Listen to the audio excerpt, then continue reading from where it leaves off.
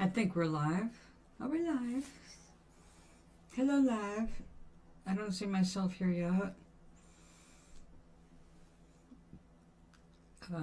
Part 2 of 2 also continued. Yay, okay.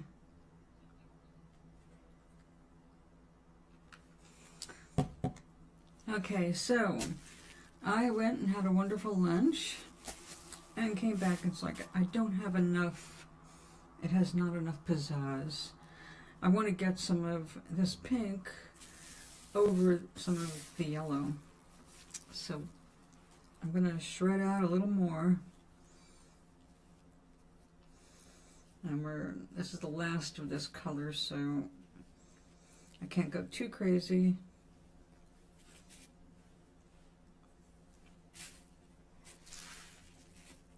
This time I brought a little bowl with soapy water to the table.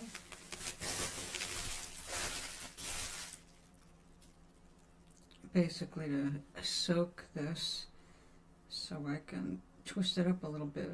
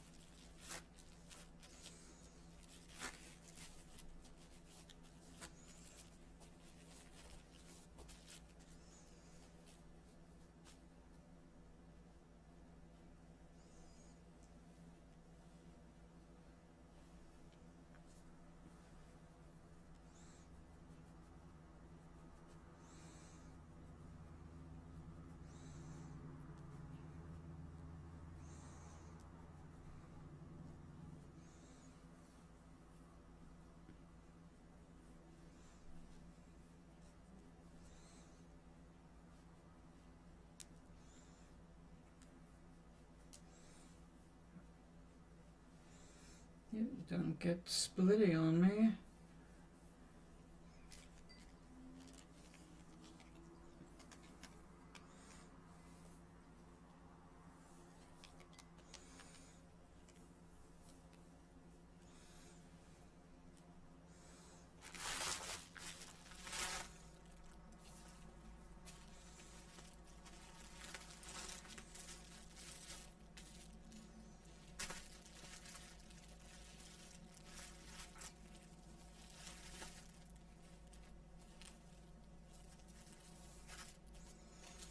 It's a little better.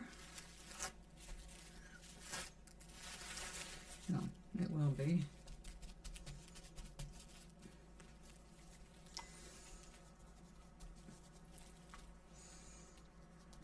Now, this is just kind of designing it as I'm coming up with it as my second project.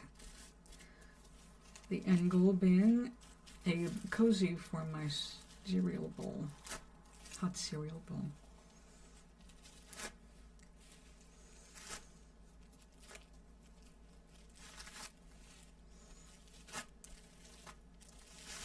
Of course, it's got a lot of shrinking to do before that bowl will work. But a little at a time. Okay. And I'll flip that over for a moment. Straighten it out later.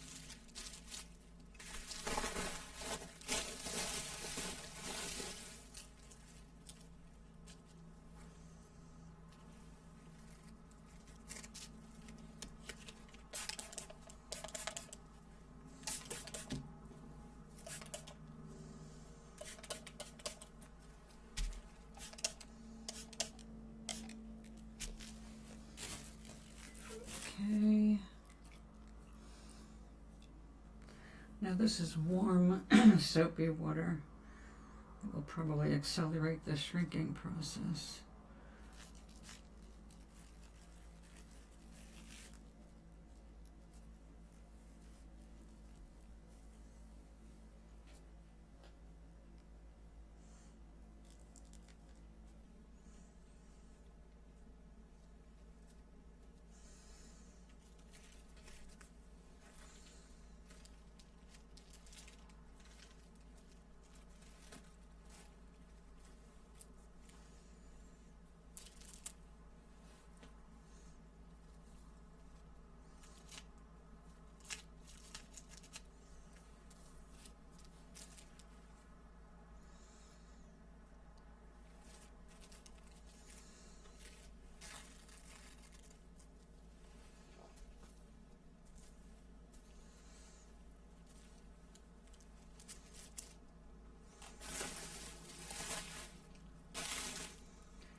That's what I've got left of this pink. I'm going to save this at least for a couple of weeks, I think.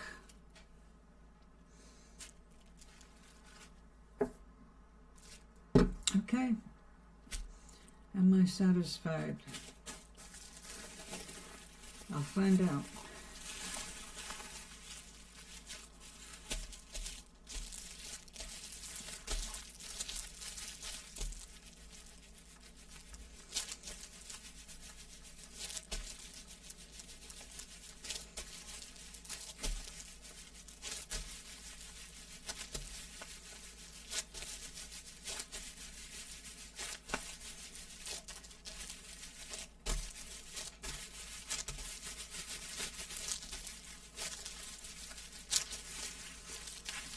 Yeah, I still have plenty of water in there, it feels like.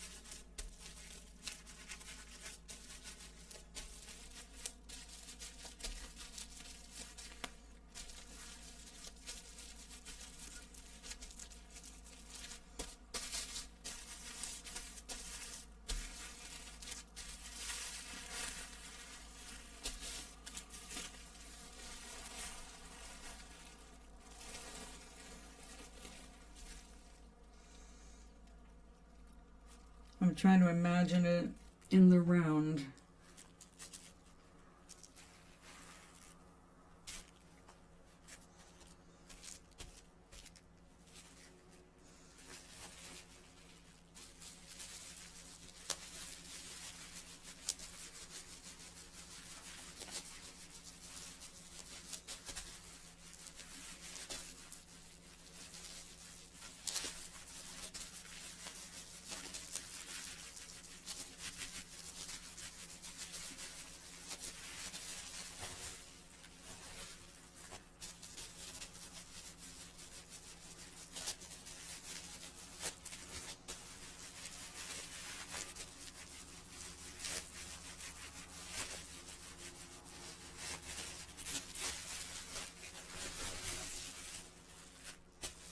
You'll never guess what's next.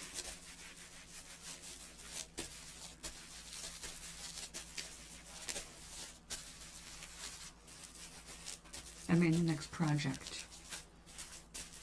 We're going to wet felt a bar of soap and go through that test for ourselves.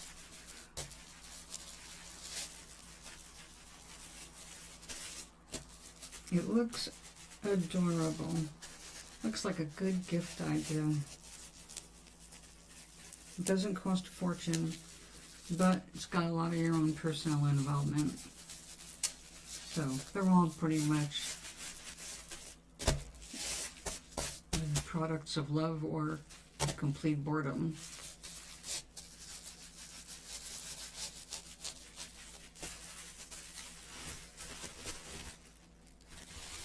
Boredom is something I have never been able to really understand, having only been bored for a few minutes at a time. There's so much interesting stuff in this world, just even just our nearby surroundings. Like, how can you get bored? There's always something to explore, learn about, try, test, eat. I love the eating part.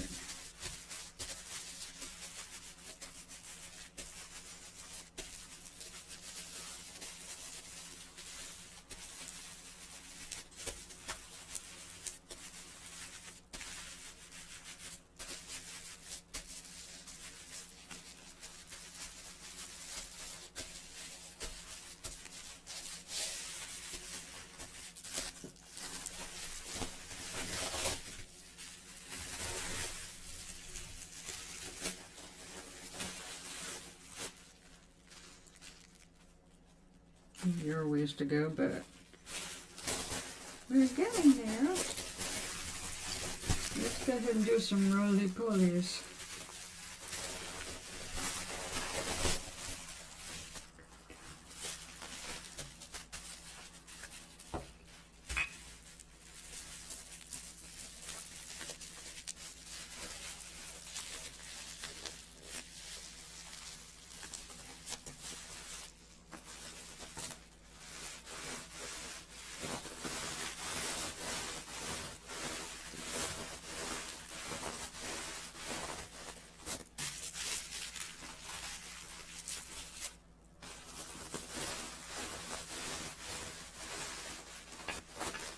I saw a wet felting video for making buttons using the washing machine. I thought it was absolutely brilliant. The woman made things like this, only instead of turning it into a bowl, she turned it into little squares. And then she ran a needle and thread through the middle of all of them, kind of loosely together, and then put them in a laundry bag and washed them, and they shrunk up, and then I guess you put them in the dryer because they ended up rounded. That was so cool. I thought, that is just brilliant, because I've been thinking about felted buttons, because you see people make beautiful sweaters and coats and stuff, and crochet and knitting. And, I don't know, it seems to me a felted button might be easier on the yarns than wood or metal, especially metal. Could be wrong. I don't sew.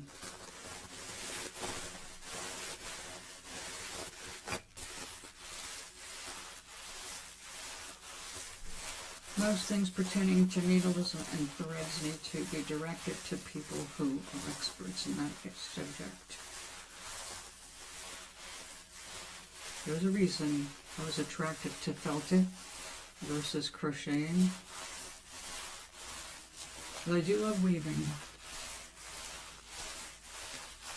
A small scale weaving.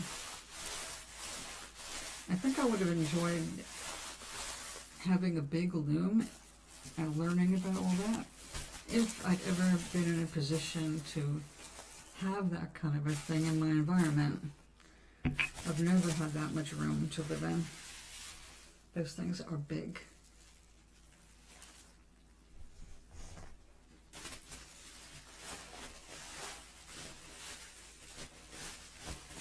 But since I've always had a thing for miniatures, first things I wove were like on a little teeny bead loom using embroidery thread. That was fun. It's been fun, I've done that. In fact, I was so desperate when I lived in the farm, olive farm. I really had a craving to weave, and I had all this embroidery thread, and I wasn't bored, I just wanted to weave. I ended up using wood glue that came from my uncle's wood shop and tongue depressors. And I built a miniature loom just to make my medicine bag on it, which I still have, of course.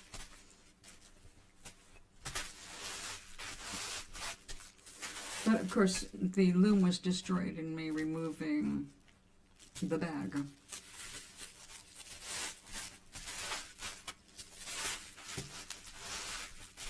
So there are some things when you just really want to do it, you find a way. Okay, now we're getting somewhere. Ways to go, but we're getting somewhere.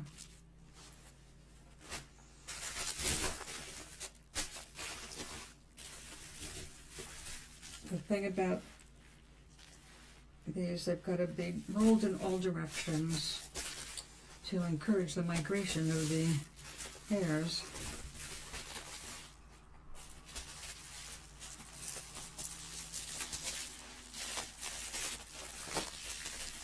Oh, that's not going to work. I'll use a separate piece altogether. Thought I was being clever, but no. Let me be this way. Try one more time.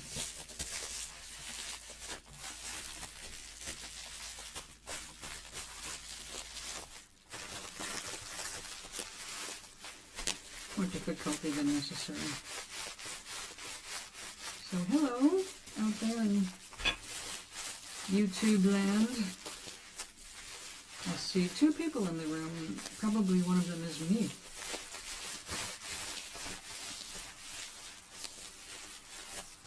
Definitely not an interesting kind of a thing. Everything here is slow motion.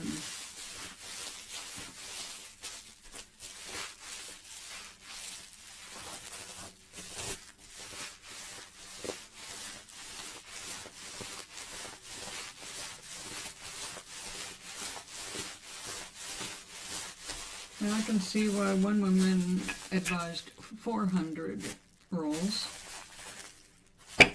100 in each direction.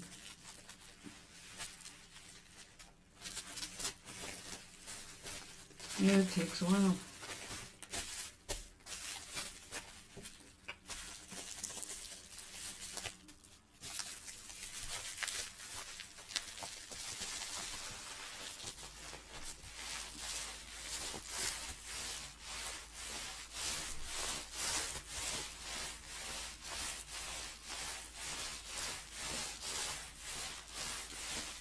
Once I'm convinced that it's actually felted, we're going to cut it and take the resist out.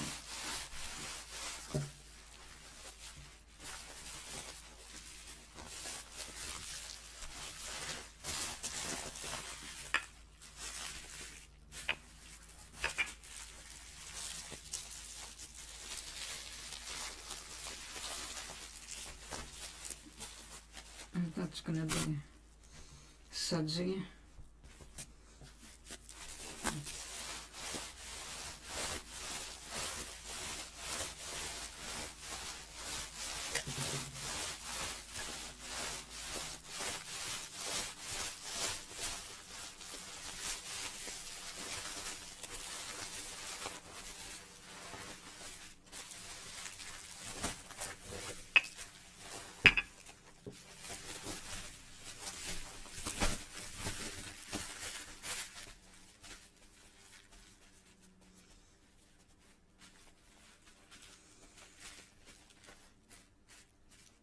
Yep, still have over here. Oh, that's definitely loose right there.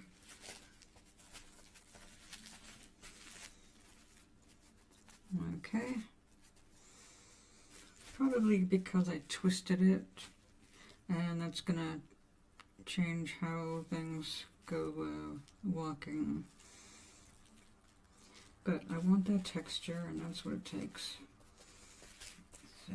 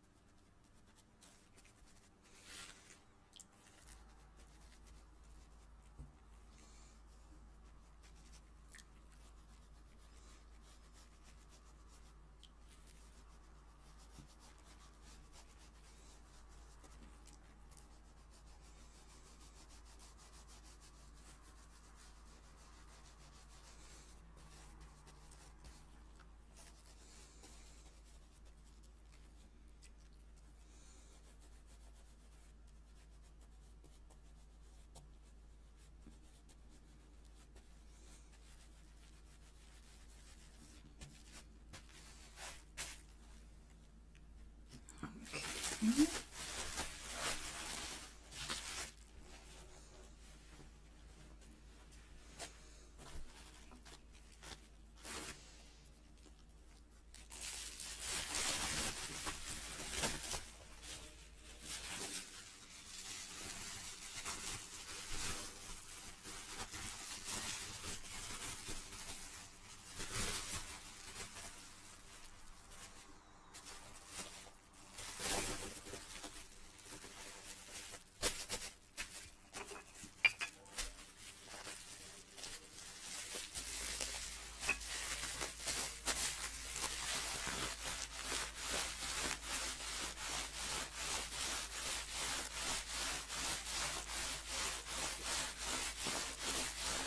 Put on some music, take a bathroom break, make a cup of coffee, go walk the dog. It's gonna be a while.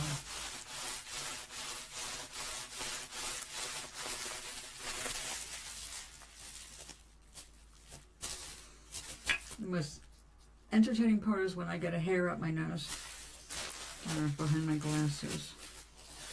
Other than that, it's just rockabye my baby.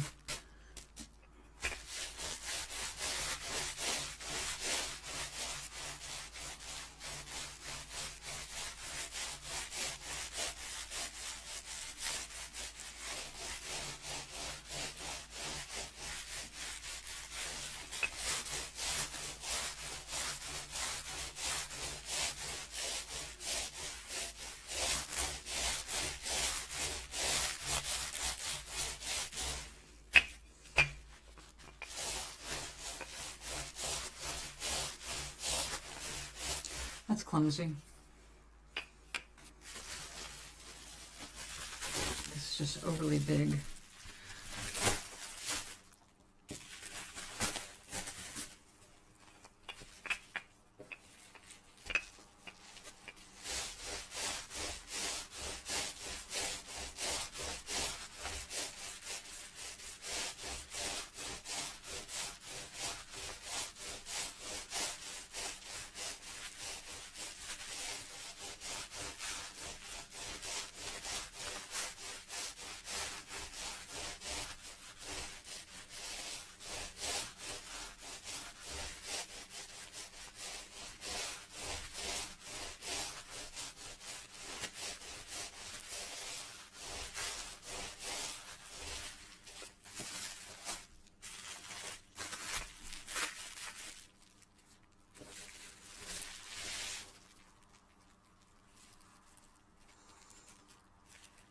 Okay, it's starting to do good.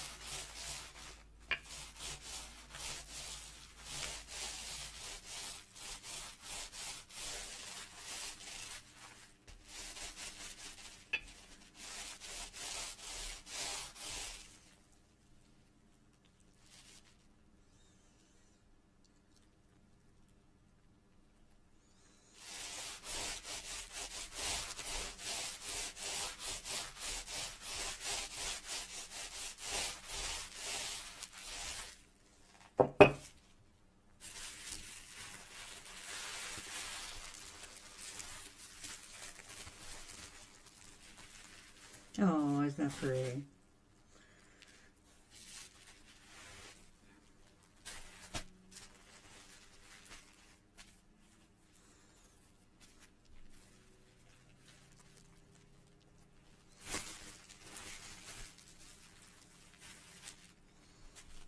Seems to be going well.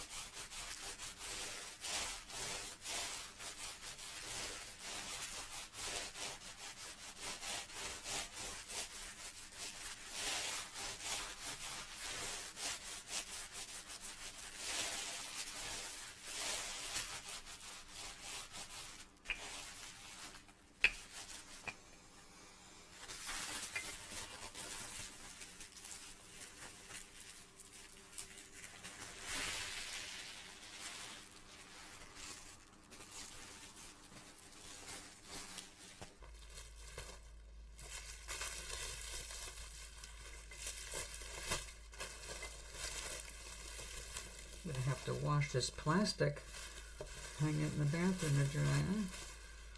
Okay. Let's see how we did.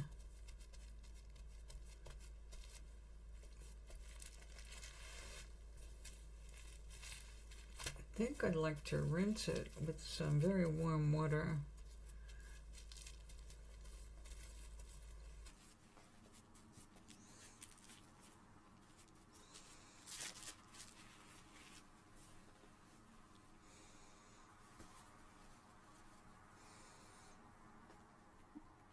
Okay. Well, if this works, it'll be cute. If it doesn't work, I guess I'll turn it into a pot cover for one of my plants. Or something. Nope, that's not felted right yet. Nope, no rinsing yet.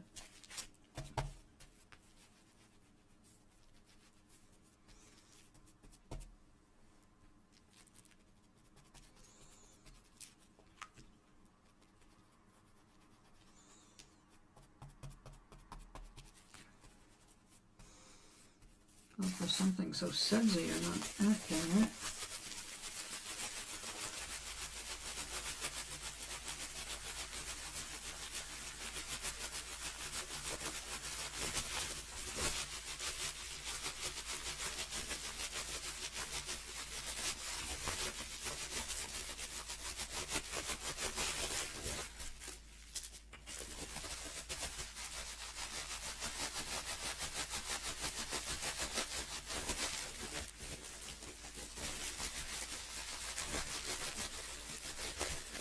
You're still not felted enough. You must not come off. You should be part of the web. Maybe it needs a little web over it.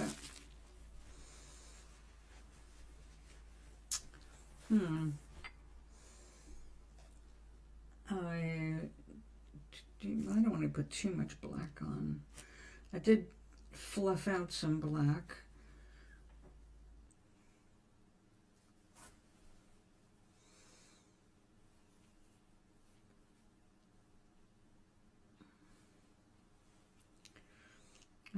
let's see how far we can get this to go. This might be just what we need. And it is the last of it. Although I am getting another sampler, and I'm guessing this color will be represented.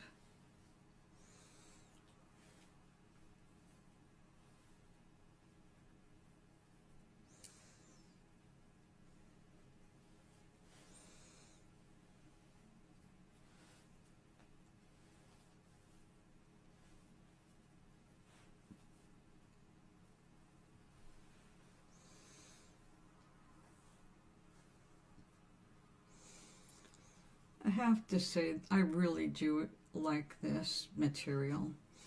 It's like handling clouds.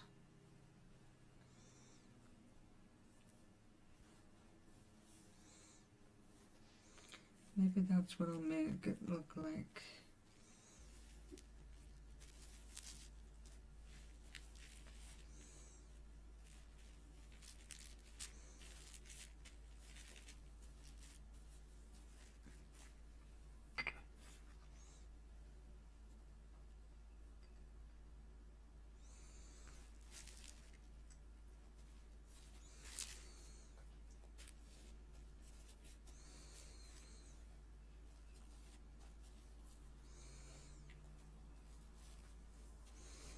I know when you're doing ribbons, you need to kind of anchor them down with something that can felt more easily. So let's see if this does the trick.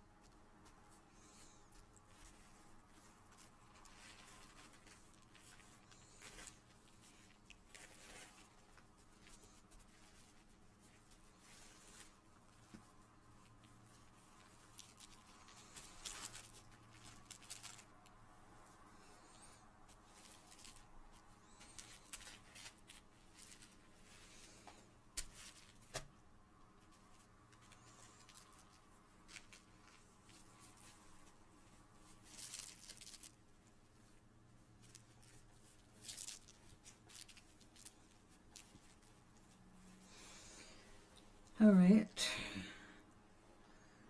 the last poofies.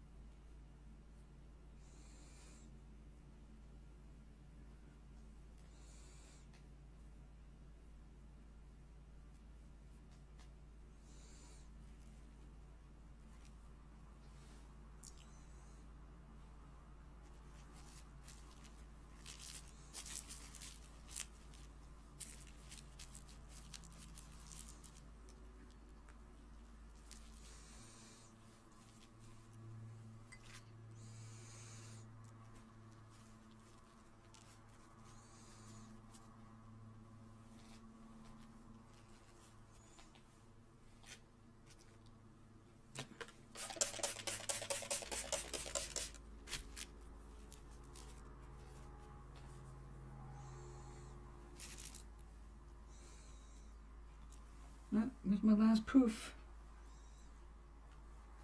No.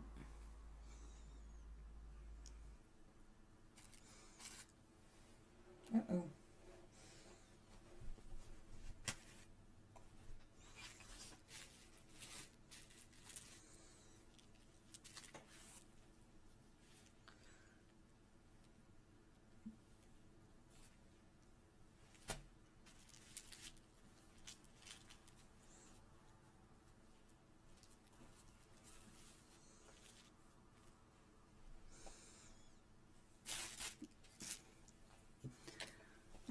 kidding me?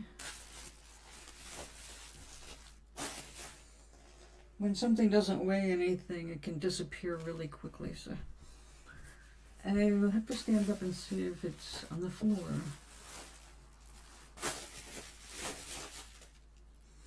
I have a piece of emergency floof.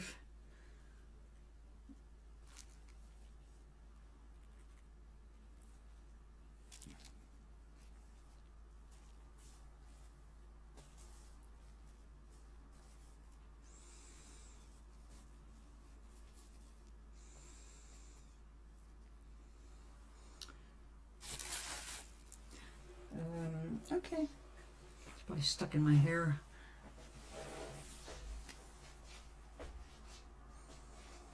Well, there's my little floof gun. No. It's the kind of thing you'll find when you're all done. Why were you hiding?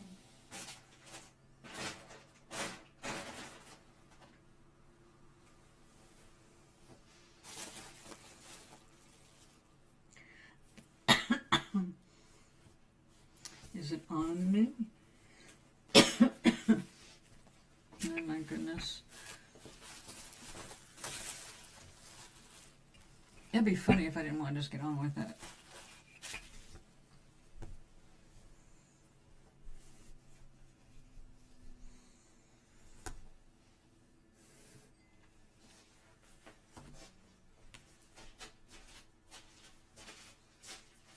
Oh, there it is. Yay!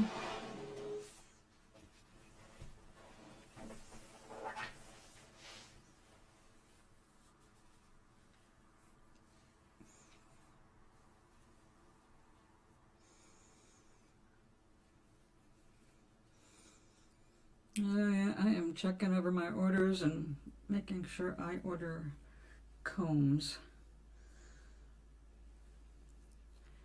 I believe I like this craft enough to make a slightly larger investment.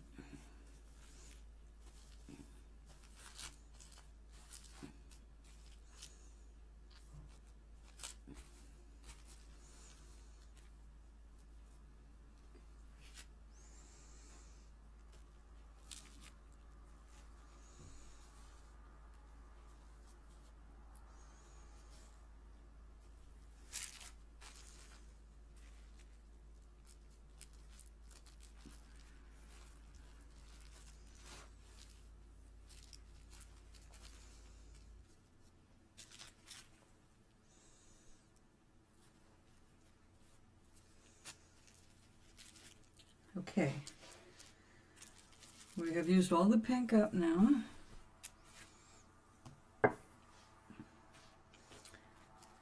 And I believe that's it. We're not adding any more felt, or wool rather, to this project.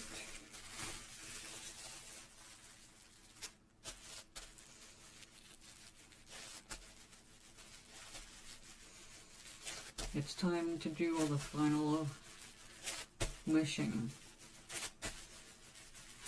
I forget the real word for doing this, but no, maybe fulling. Yep, I need a book. Need a book.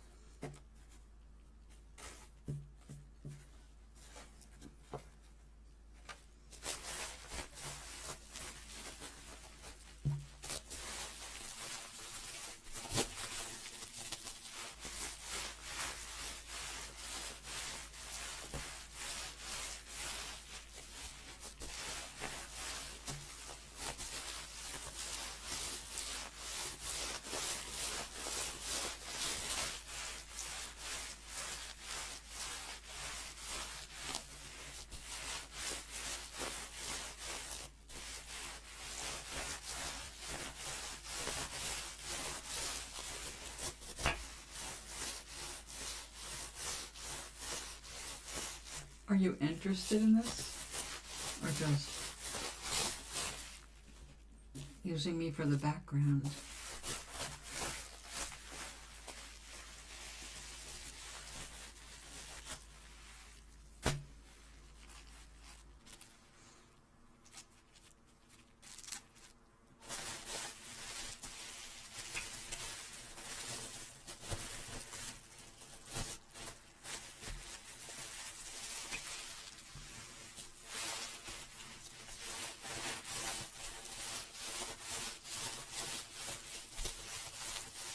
We should have a song for this.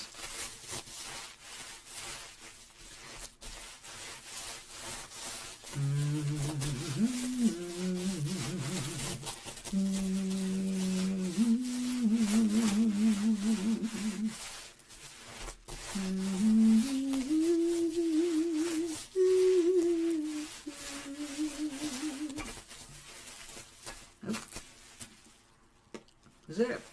That's from the Music Man. Let's try again.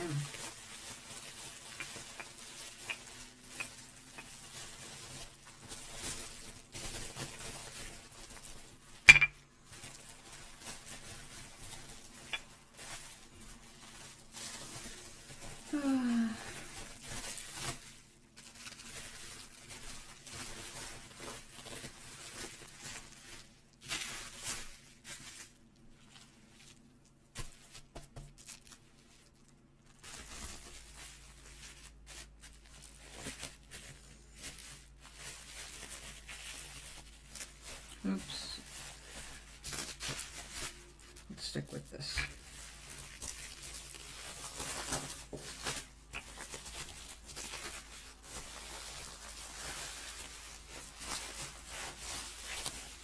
I believe I'm wearing out the bubbles. Well, hello there.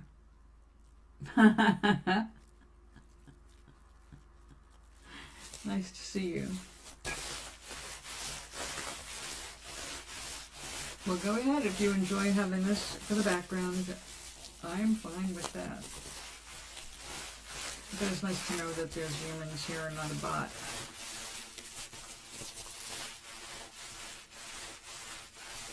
And thank you for typing in all caps. I don't know if I would have noticed it if you hadn't.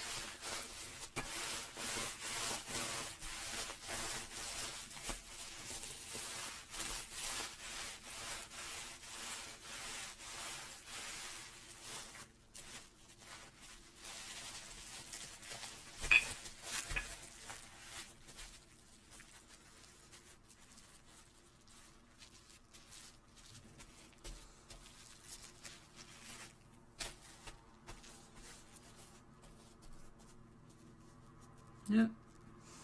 You're still not part of the gang.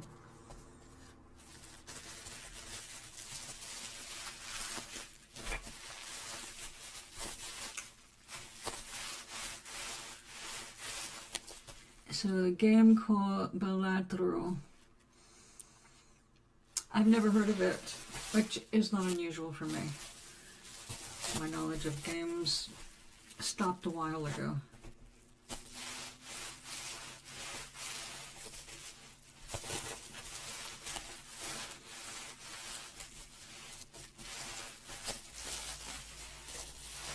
I don't know why, but seeing the word mangoes made me think of the avocado that I had with lunch. That was part of a large part of my lunch. I had a really good avocado. And it was so big I only needed half.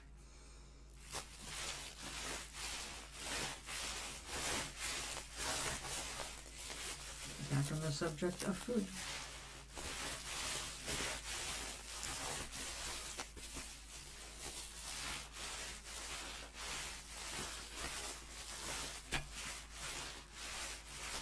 I'm gonna have to wash my hands soon. I'm starting to feel soapy, tacky. I'm using Mrs. Meyer's lemon dish soap. It actually does have sodium lauryl sulfate, which is used to clean quilts and woolens.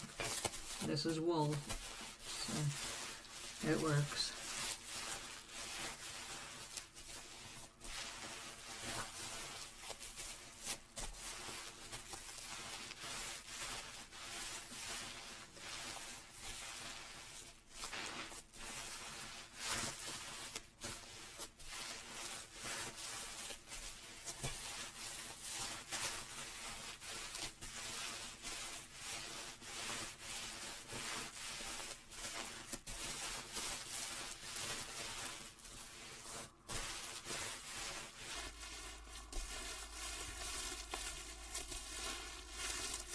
I got my bar of soap all ready for the next experiment, or say project. I think I'm getting the hang of it enough so that I can say we will succeed with the next project.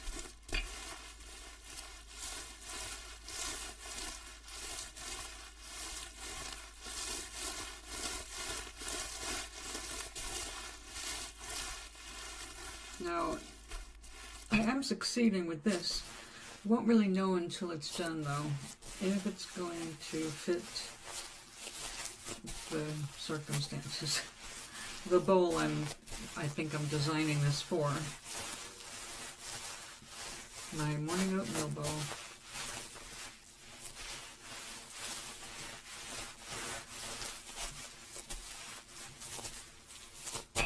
Everybody needs a bowl cozy.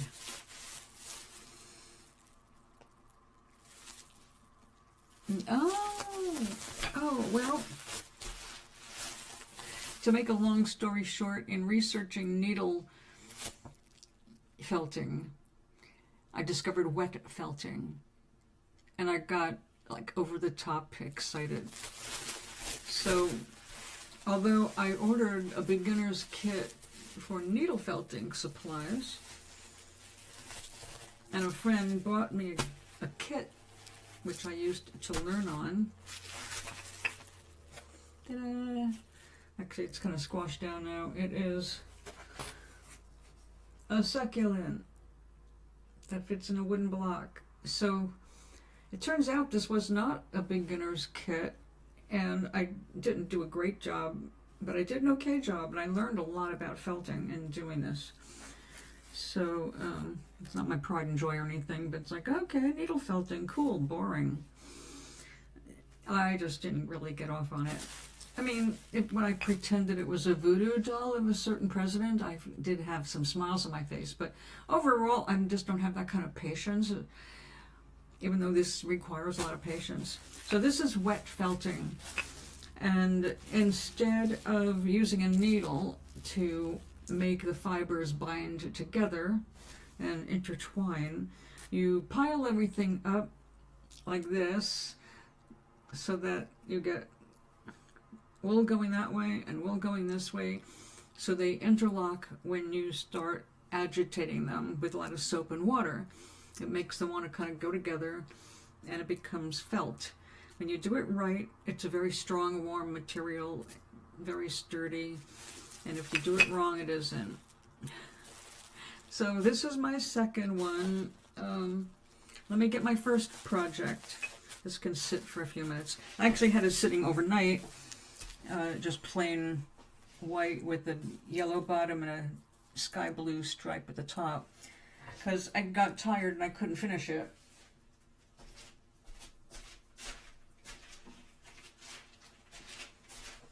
So this was my first wet felting project, and the reason I'm holding it on this paper is when I did it before I started shrinking it or felting it, it came all the way out to the edge of this paper. So now that it's been felted and shrunk, you can see where it's pulled away from that size. And I kind of liked the raggedy edge, especially on top, because that's the sky. So I kind of left that, pushed this in a little bit to make it more organized. So that's my first piece. And I had so much fun doing it. It was so satisfying. And it's like, look at that. It's like, it works. Now you can also, you can give it more texture by doing this kind of thing. So if you're doing hats and things like that, that actually makes it stronger. So, ta-da! My newest passion.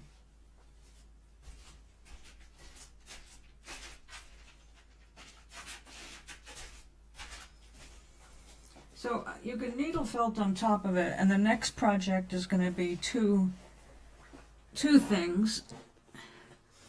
It's going to start off as wet felting a bar of soap with my heavy duty. This is a wool, unbleached, but it's been combed.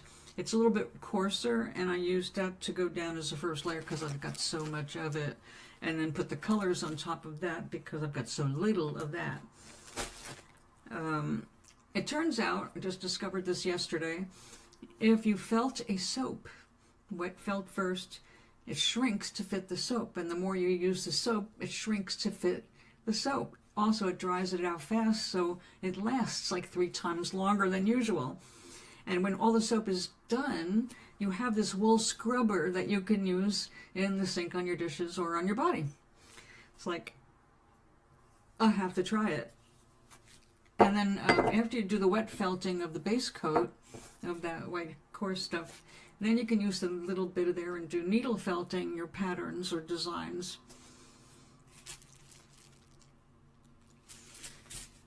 Well, yes, felting is old, but they used wooden forms.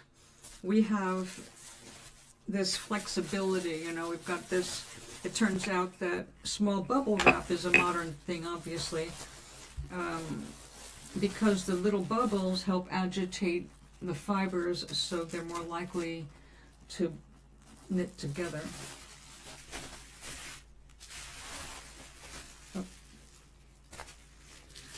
And one of the things you gotta do is the rolling pin or a pool noodle. I'm seeing a lot of pool noodles. But all I have is a rolling pin, so that'll have to work. So it's an updated process, and it's just like perfect timing for me to discover this because I'm working on book 3 for the Omaris, and it's going to wrap up a little loose end I had at the end of the second book. But it's usually, as always, a complex story. But I end up with a person on Omaris, excuse me, on the island of Gazebo, who is sucked away from England, and his job is an accountant, and a single man in his 40s who lives with his mother, who is a complete religious nut. And so he gets whisked away, and he ends up on Gazebo. And after a while, he needs to do something. So he ends up going all over the island, being shown around the island, as they train him to use his mind, because your thoughts are manifest very quickly on Gazebo. So they have to train him to meditate, calm himself. And he goes around the island and checks out all the different trades, pottery, glassmaking, fishing, to see what he has an affinity or desire to do.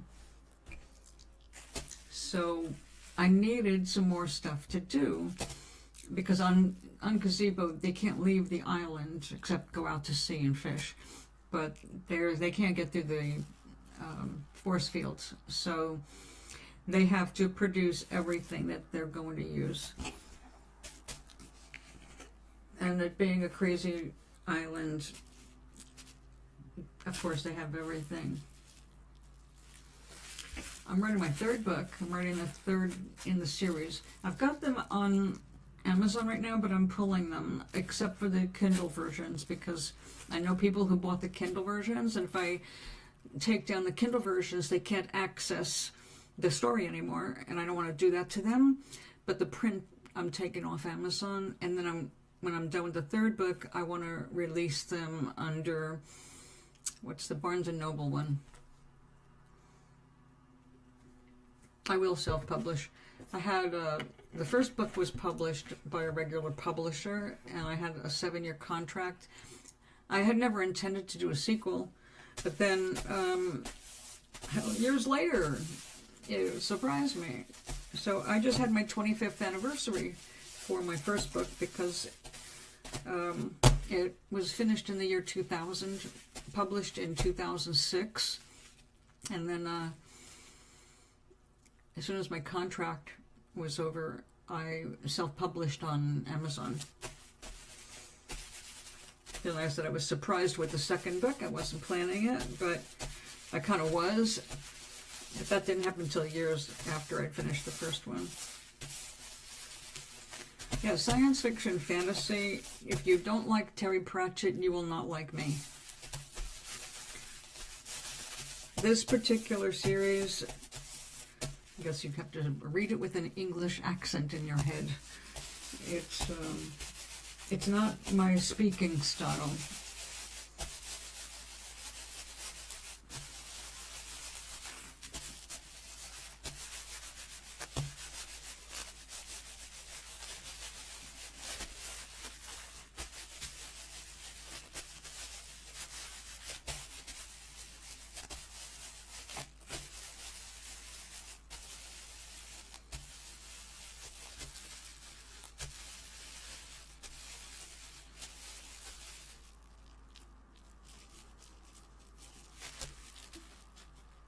Well, I have a library of real books that should...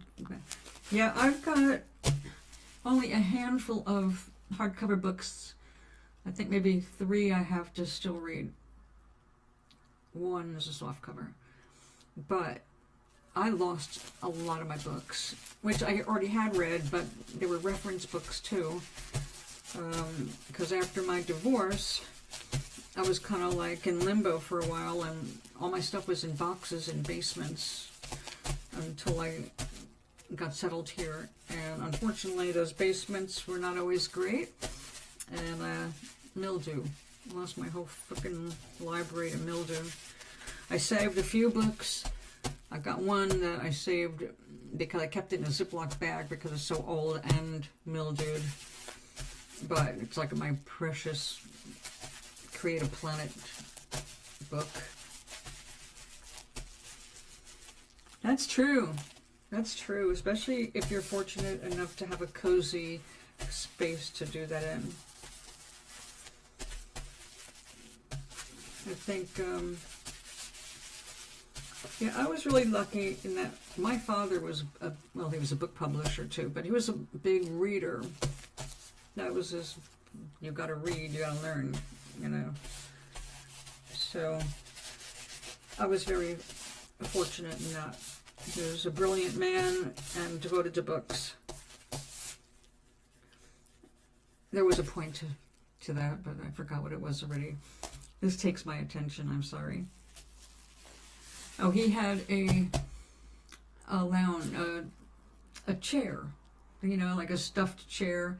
Before they had the ones you could put your feet up, that came later, but he had one, and he had a den, and he always made himself a little library wherever we lived, at least a library corner where he could put his headphones on, listen to classical music and read, or just listen to music in the dark. He knew how to unwind. And he had to do that, I'm sure, because my mother was not somebody he could have a really good conversation with.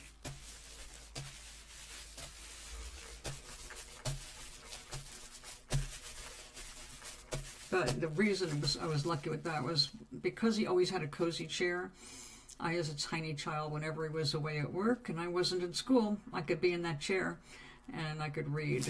And then that became my chair after they got divorced, my parents divorced, and I used to order a minimum of 25 books every month from Scholastic.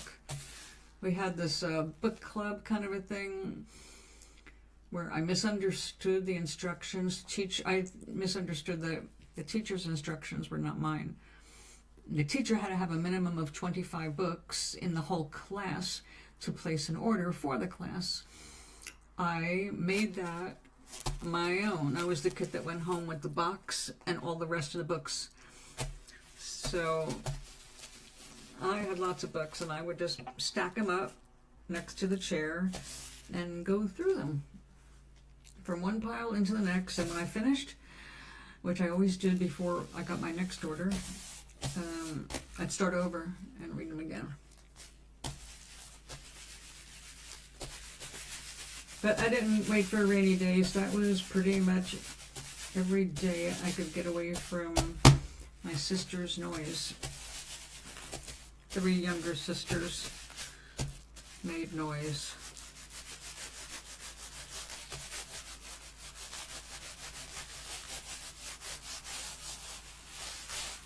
You have a favorite genre?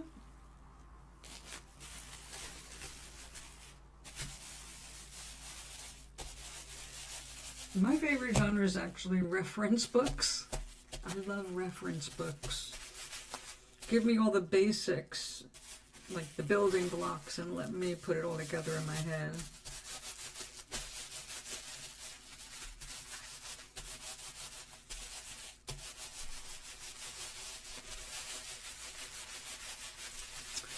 Oh, Shadow Castle. I must have read that 6 times. Alice in Wonderland, and Through the Looking Glass, because they always came as one. I like that too, because it was so weird. Then I got some weirder ones. I liked all the Mushroom Planet books. Loved fairy tales, just from all over the world.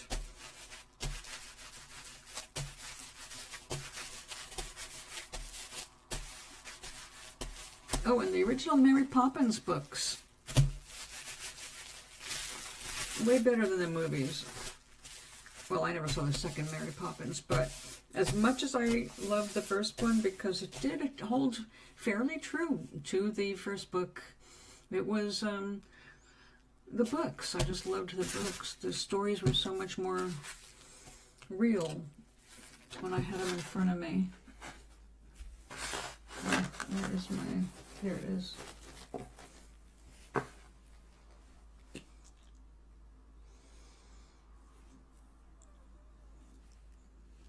Isn't that interesting? See, I never got into Winnie the Pooh. That was what the next sister down did. She was 3 years younger than me. So everything Winnie the Pooh... Actually, I found his voice, when they made him animated, I found it annoying. I did not like his voice. When I hear people say the beloved voice of Winnie the Pooh, I'm going, really, beloved? I didn't like it.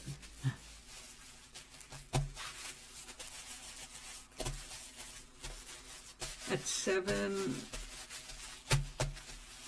yeah, I started reading very early, so my parents got divorced when I was 6.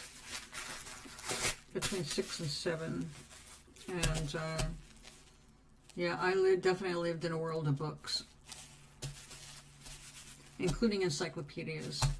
I had a thing for encyclopedias, especially back in the old day. I mean, they had so many color plates and clear. That was the coolest thing ever.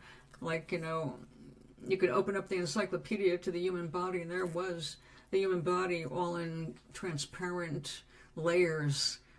I thought that was mind-blowing. Now we can do it, I guess, holographically, right? I remember, again, my sisters had all those. I think by then, I don't know what I was thinking, because our lives were changing so much, and I was escaping in my world of books. So my books tended to be, well, in 6th grade I was reading, as far as literature was concerned, I was in high school.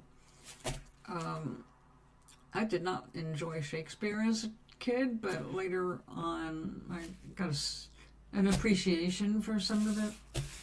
Not my go-to reading.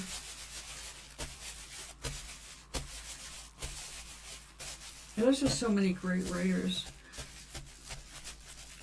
And and different ones that never didn't necessarily get famous affected me deeply, like one called The Cry in the Covenant, and that was about the doctor in Hungary that invented antiseptic. He had people washing their hands before helping women and their unborn fetuses. Once he started making them wash their hands, he got kicked out of the country because they thought antiseptic was insane.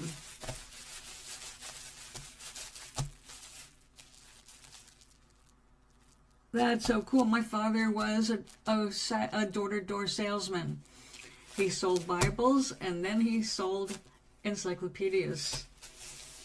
And then he came up with his own encyclopedia and his own company.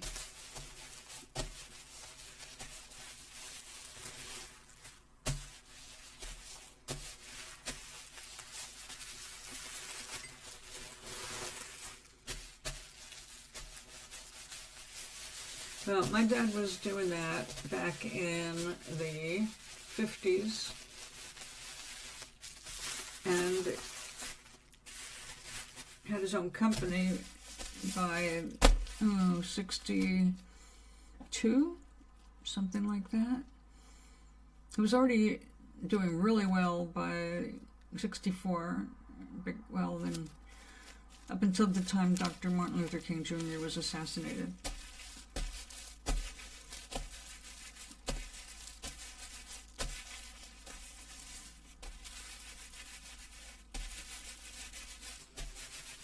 But it was great having all of that, wasn't it? All those volumes. When I ran out of books and I was tired of reading the same stack before the next one arrived, that's when I got into the encyclopedia.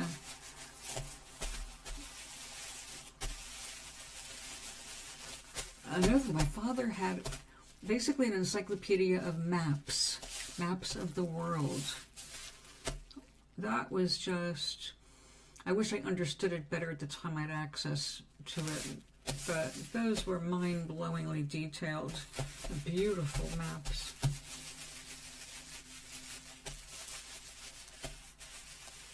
My father liked reference books too, so... I remember when I guess we were visiting for a weekend. This is after the divorce, and I remember hanging out in the den because he was busy on the phone with business as usual, and I was in the den with all his books, and I noticed Shakespeare and 2 different versions of Shakespeare. It's like all these beautiful I loved his den. It was kind of like his office. The walls were covered with thick dark chocolate brown cork. Oh, I just loved it. Anyway, the den was like that, and I noticed what was on the top shelf of the bookshelves. One of it was basically American slang, and well, all of it what could be considered X-rated back in those days, which is like nothing compared to what we know about today, but I wanted to get my hands on that American slang book because I had a special interest in the word fuck. I wanted to know where it came from, what it really meant, why it was a cuss word. Couldn't get my hands on it.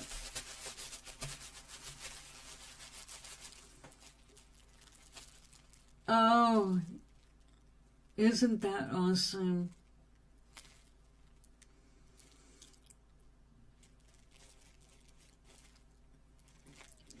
Hello, Krishu.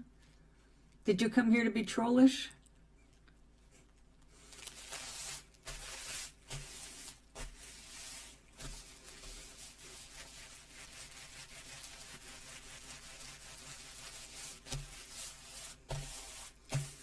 One of the best things about National Geographic magazine, if you ever subscribe, every year or every month, I can't remember now, you get maps. All kinds of maps.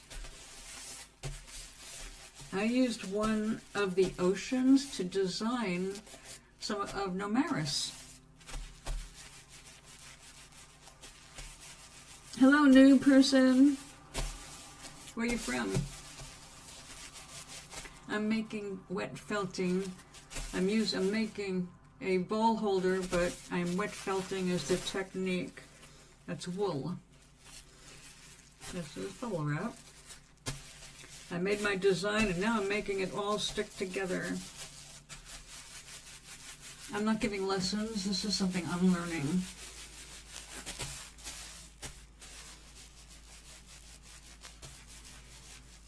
From India. Where in India? Big place.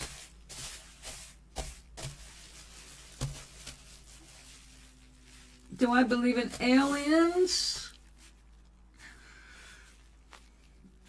Not particularly as something to believe in. If you mean, do I believe that life exists beyond our planet? The answer is absolutely yes. Do we have aliens in the kind that are visiting Earth right now? I don't think so. Are we being observed? Possibly. Likely.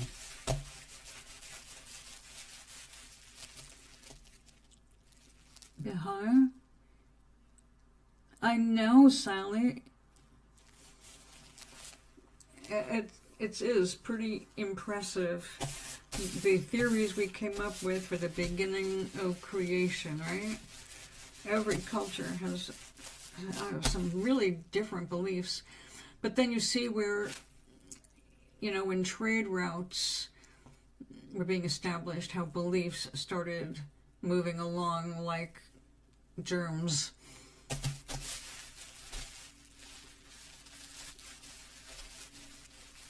Yeah.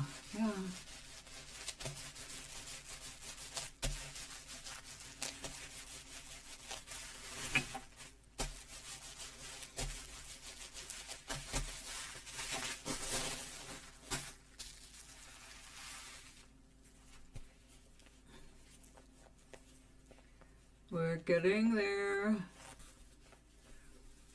When everything is stuck together and doesn't lift when I do that, which that is, I can then cut the top of this and remove the plastic that's inside of it. The plastic inside of it is preventing me from felting the front to the back, and then this will be opened up and become a bowl.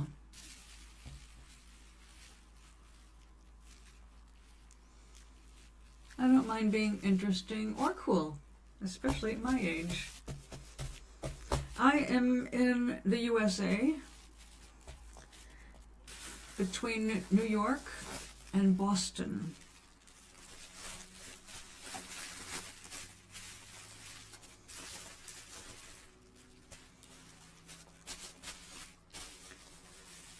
I come originally from New York, but I've lived all over this country. California, Rhode Island, North Carolina, Pennsylvania, city, farm in the country. It's been an interesting life. I have been enjoying it. For the most part, of course. So what are you into? Happiness? If you aren't working toward your happiness, then why are you here? Why would you be here? What about you? What do you think is the most important thing in life? It does change about every decade.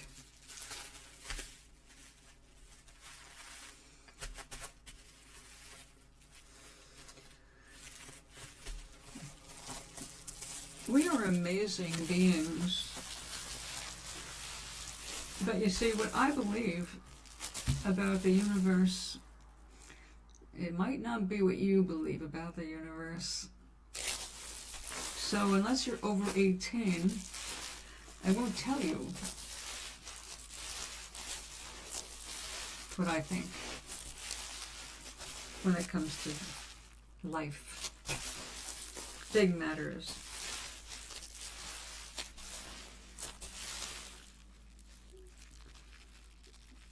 You're really confused about that?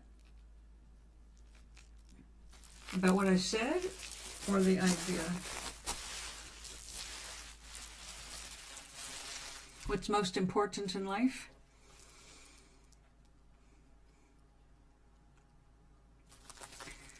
Okay, I'll tell you the truth.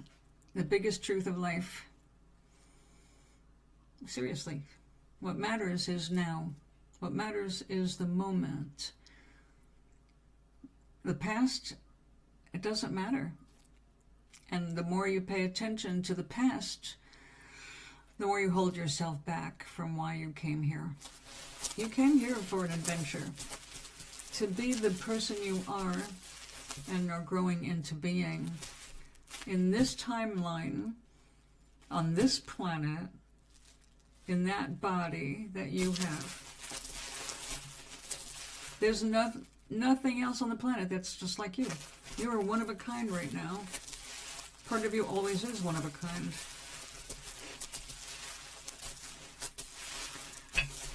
It'll change. What you decide is most important is going to depend on the moment you're in. It's going to depend on where you're standing. Just like many truths. Many truths, it just depends on where you're standing, whether it's a truth for you. But a truth for you doesn't mean a truth for me, right?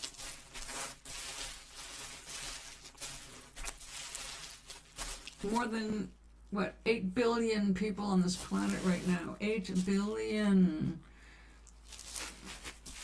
And you're one of a kind. You're the only one who can see this world specifically from your viewpoint, your eyes. So yes, everyone here is special in their own way. You're here for your own adventure. But there is no grand meaning to life other than to come here and learn how to enjoy it. And that's up to you. You have life. No one charged you for it. No one is charging you for the air you're breathing. They will charge you for the food you're eating. But you don't have to pay anybody back for the body that you have. It's yours. It's up to you whether you want to live your life according to what other people tell you you should be doing, or learning to recognize the source within you, the God within, so that you can express your viewpoint here and now.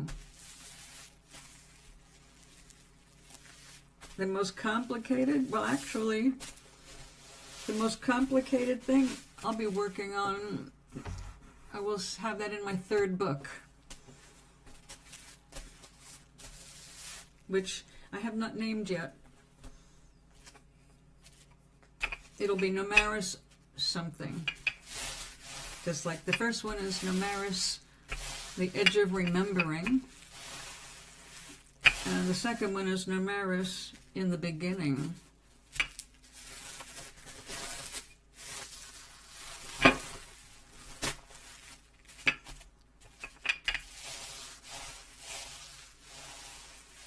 You have unusual questions. I like it. But isn't it just my opinion when it's all said and done? Will my answers affect you in your future choices or decisions?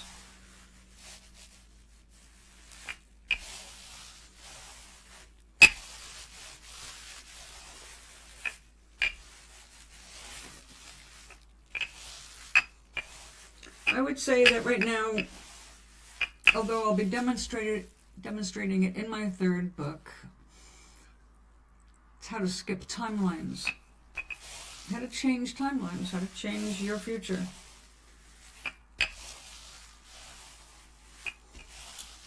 So in the book, I lay it out in a visual to make the concept easier to understand, how we create our lives one choice at a time.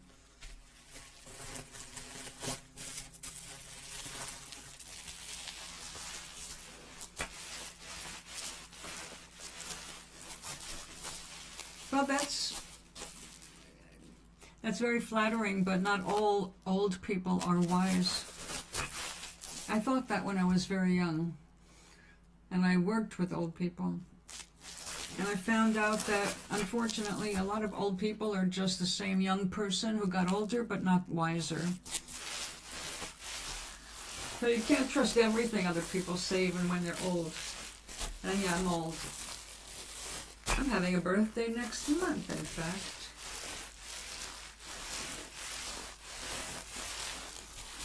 I mean, right now, I'm sure you've heard about American politics.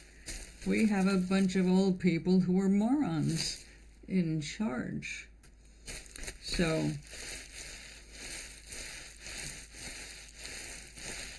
it's a good idea to learn about ourselves, what we need, what we want, and how we want to see the world. So we don't get sucked into stupid things, right? That's right, even Donkey as you get older. Good one, good truth. We say even a clock is right, a broken clock is right twice a day.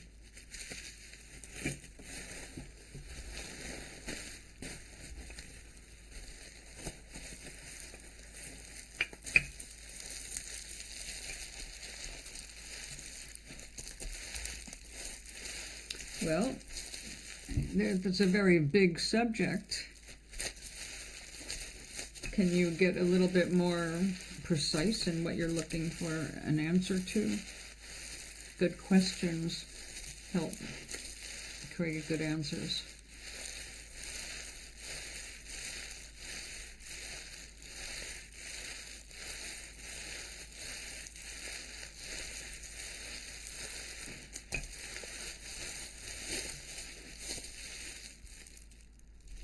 Oh, well, I have an answer for that, but I don't know if you want to hear it. It's kind of like a what are we? Oh, well, we came from everywhere. My dear, we are that which we call God, that which we call source, projected. So we're never separated from that which we call God. We can't be separated. Someone put it in really good terms. Source, or God, is the electricity, and we're the toasters.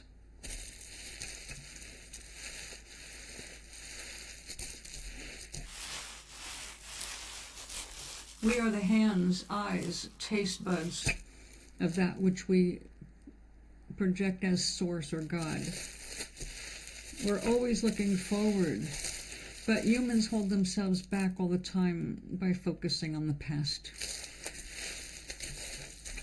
You create what you focus on the most. If you focus on losses, anger, anything in the past, even yesterday's dinner, it's holding you up from thinking about now and what you can do to change tomorrow for you. We are literally manifestations of source. We are the light made solid.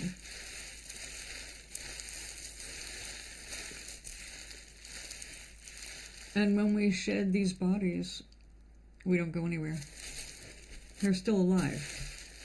But that's what happens when, people get all caught up in having to make fantastical stories about what happens when they die. There's so much invested in that death thing. You are never separated from source. You see, that's the problem. People think they're separated just because they don't feel holy and flying on happy vibes all the time. You can't be disconnected because you're an actual physical manifestation of that which we call source. So everything physical is spiritual because it is all from the same place.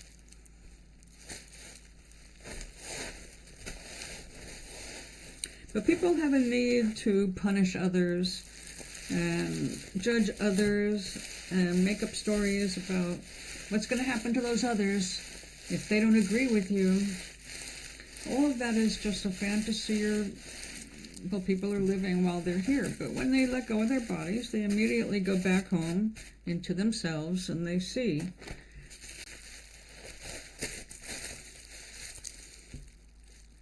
Oh, yes, I like a lot of what he has said. I even have a deck of cards, the Osho Zen Tarot, made by some devotees of him. I do not believe in turning humans into gods in terms of worshiping them or believing that they are without the ability to fail or pass along something incorrect. It doesn't really matter. What matters is, how do you feel? He's a teacher. I also love Sadhguru.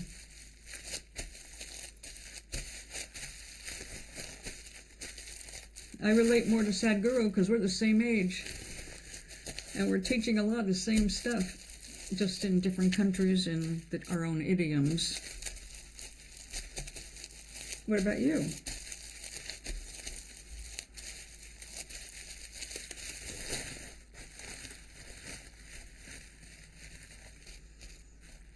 Oh, we're doing much better now.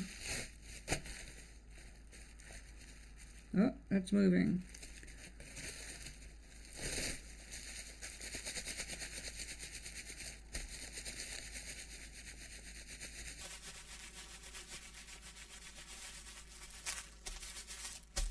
There are many wise people on the planet, my dear, and many wise have walked before us. Again, the point is, you're here to find your own path, which you can only see one step at a time sometimes.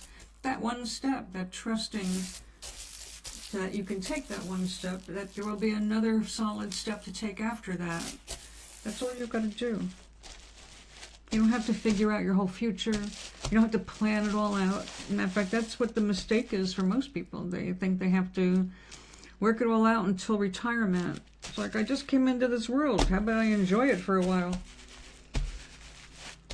What do you like to do?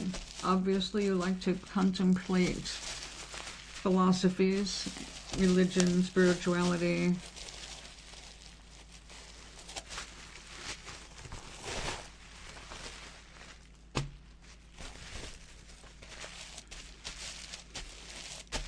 I also like Paramahansa Yogananda. He was my first introduction to spirituality outside of the religions that I grew up with.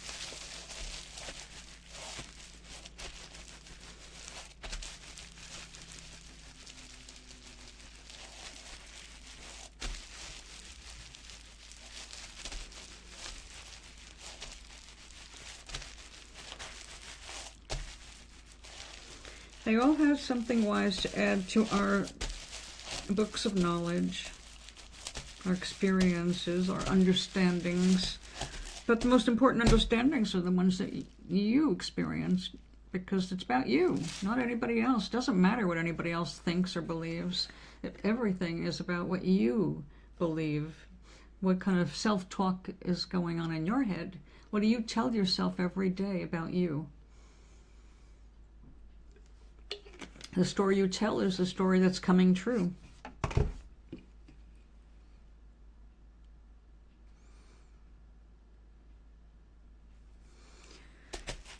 I don't consider anything paranormal. I am writing another book, though, that is going to be more autobiographical about my experiences since I was 2.5 years old. When I first met well, I thought I was talking to God at the time. I learned when I was a little older that I was just talking to one of my guides.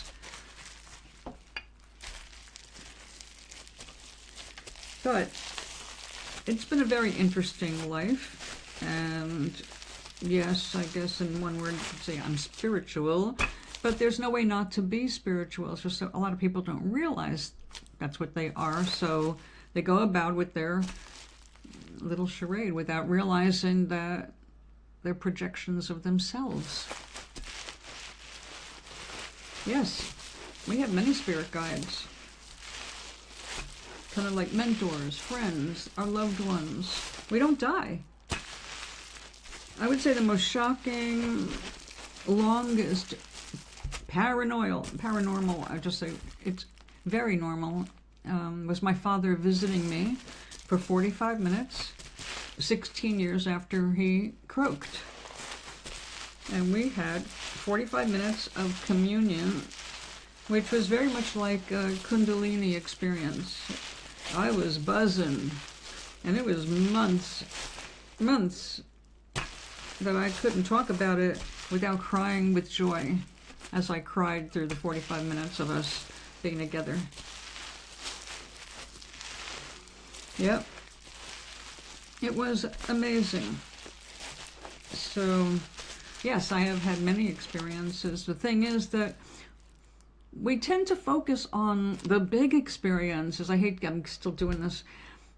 The thing is that every day is full of little miracles, things that you're just not recognizing because you're not connecting what you have created, that you're experiencing your creation way more than the group participation. But you have friends, family members, all of them are part of your story.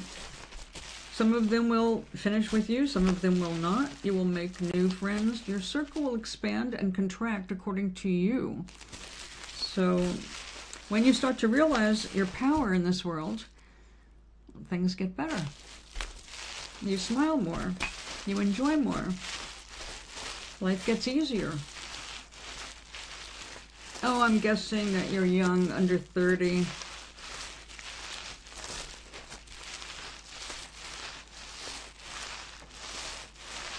How old are you?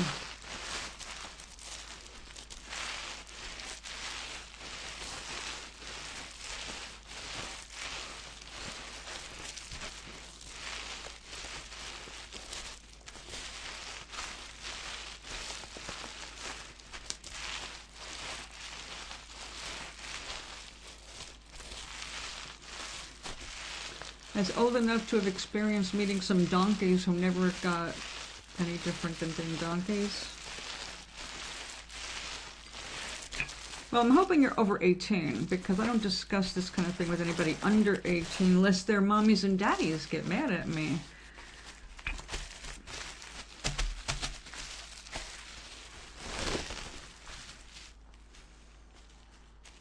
Oh, you're still moving there.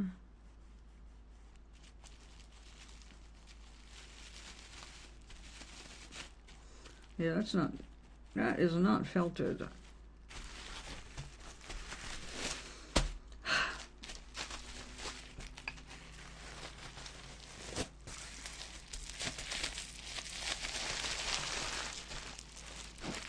guess I can get a little bit more aggressive.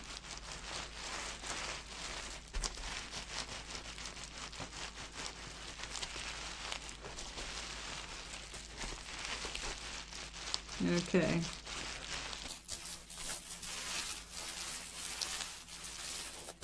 So, being anywhere in India, I am assuming that you grew up with within a certain belief system, right?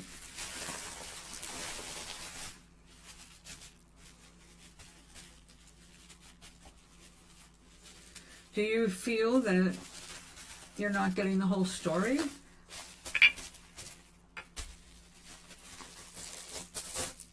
Or are you suspecting that there's more to it than you're being told and you're still seeking?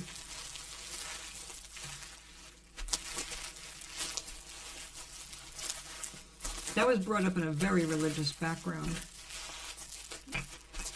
Very religious. But I was left alone a lot. And thanks to that, I was able to do my own head work and explorations. And I started putting my own meanings to the religious stuff that I didn't understand as a small child.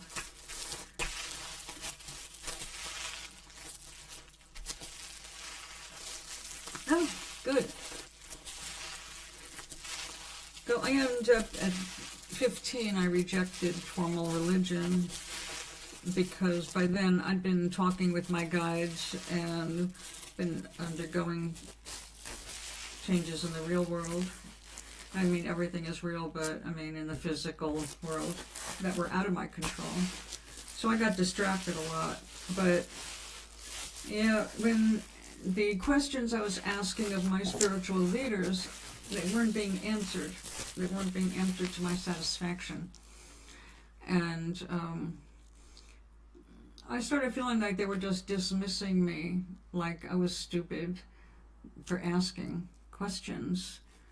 And that pissed me off. I think that if you want to be a spiritual leader, you should be listening to questions and doing your best to answer them, or being honest and saying, I don't know.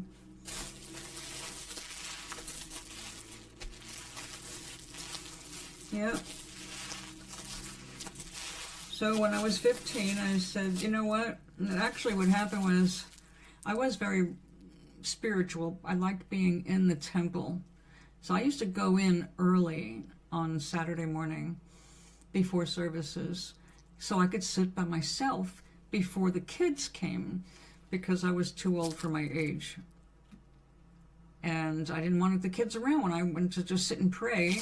I'd like to just sit and pray in the temple without being surrounded by little squeaky voices. Well, one morning I was sitting there praying, and they flipped the light on, and they were like shocked that I was sitting there praying. What are you doing here? And the next thing I knew, they locked the temple door.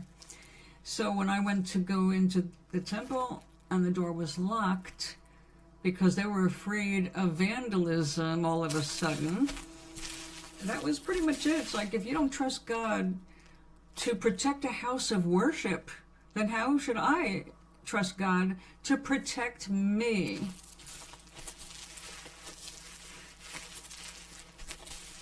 And that was when my change went boing, and I was out of there. I was supposed to go through my coming of age ritual, dropped out, said, nope, I'm closer to God than any of you.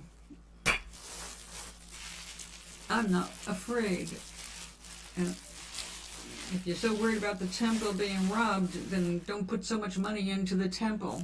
God doesn't look at decorations. God looks at your heart. Well, that was me as a kid. Yeah, life has made me more brave. But again, I was able to do that in my society. It wasn't appreciated or liked, but like I had Buddhist friends, and they had a shrine room in their attic. And when I was 11 years old, that's when I got turned on to Yogananda, and that's when I was taught how to meditate, and I met masters, and it was really a wonderful time. And that's, of course, once you meditate and you have a spiritual experience during that meditation, you can't go back to any religion, really, because you make contact with spirit, and you're just like, oh, I don't need anybody telling me what rules are, because I know in my heart. And then organized religion doesn't have a hold on you once you connect through your heart. All the other stuff is superfluous.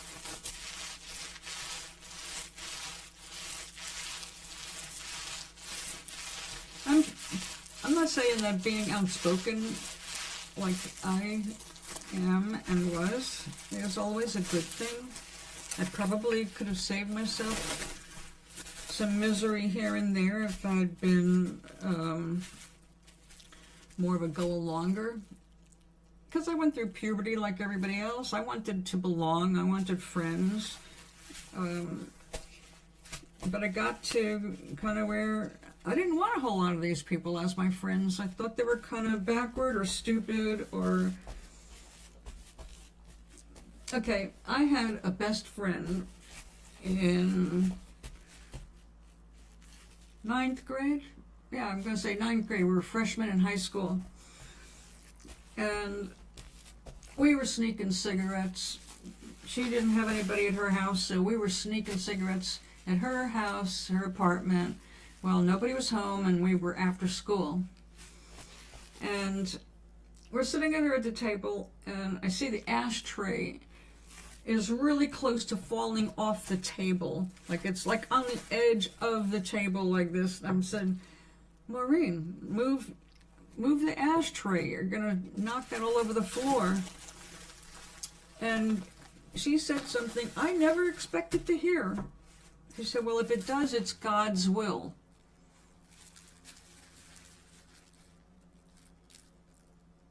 Do you agree? If that ashtray fell off the table, was that God's will or her negligence as a human? Was she just making it God's will? Because she didn't want to change what she was doing? What's the answer? Well, I thought that was the stupidest frickin' thing I ever heard. Like, it's right there. Move it, and then it's your will. No, if it falls, it's God's will. What's wrong with that picture? Exactly. See, people don't want to take responsibility for their reality. When something gets screwed up, it's God's will. A child gets cancer, it's God's will. If the child, whether the child lives or dies, it's God's will. And that is exhausting.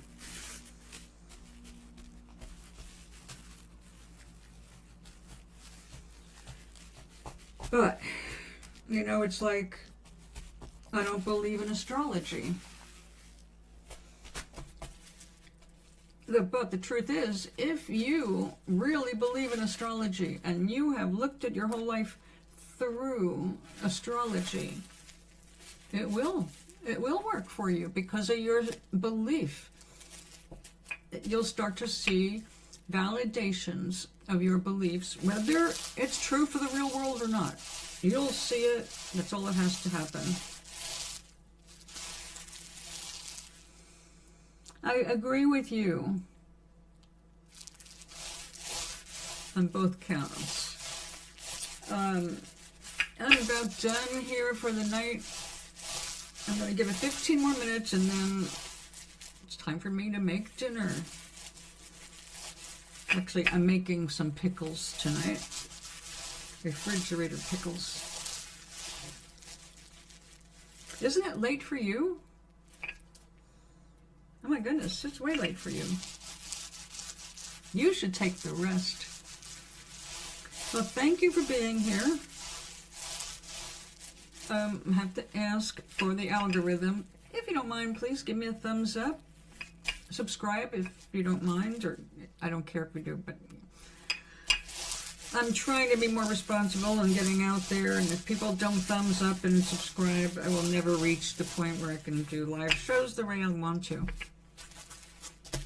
Grandma.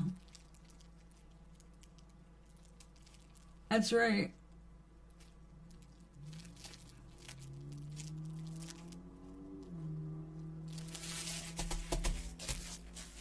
Have a wonderful weekend. Thank you so much for being here and for supporting my little stream and for asking interesting questions.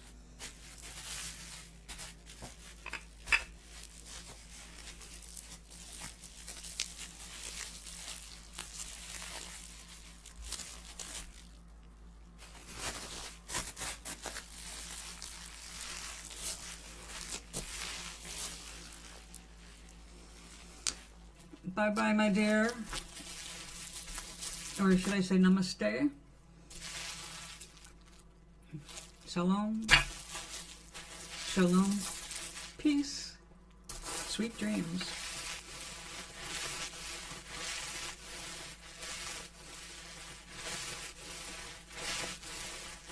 Oh, well, I'm so blind I have to use my phone to see what you're writing. I can't see the computer screen over there. Oh, good. I got the right one. Good night, my dear. Nice meeting you. I'll be back tomorrow. And Sunday, if anybody else is here, Sunday is always 10:30 to noon-ish Eastern Standard Time. For the record, it is 4:12 p.m. Eastern Standard Time.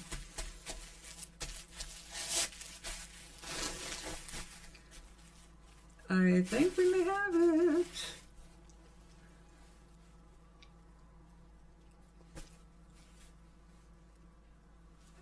Wait, no, I see some little fuzzies. All right.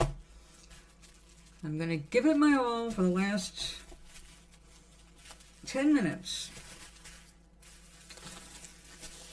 Put a little bit more suds back in there.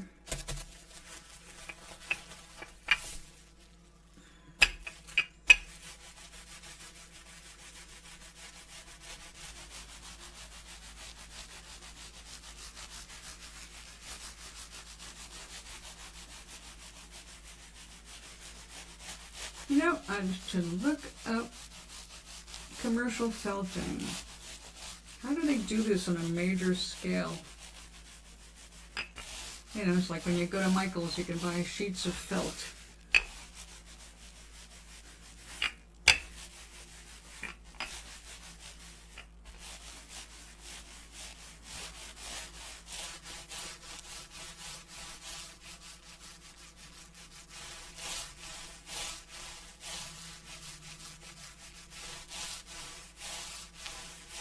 The inside of this bowl is going to be white, or no, it's going to be this white, off-white.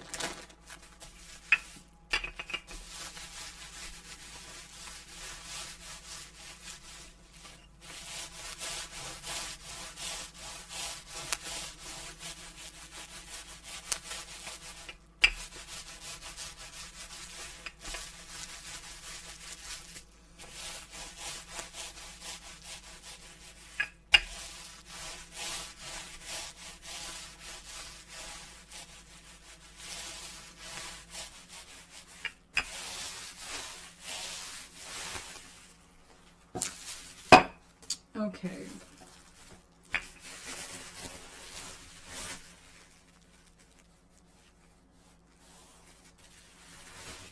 I think it's time to remove the resist so I can hand felt it further.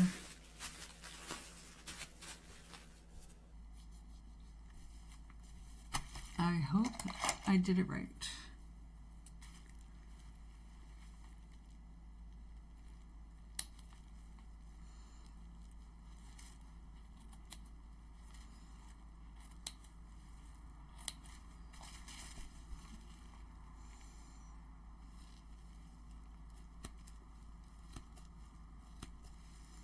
Hey, don't get raggedy on me.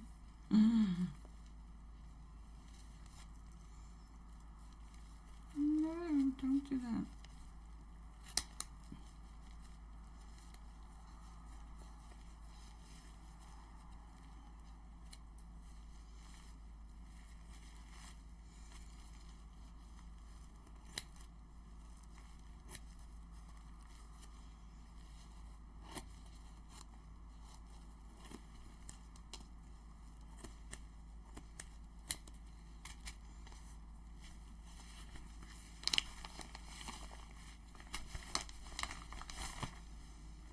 Alright, that was our resist.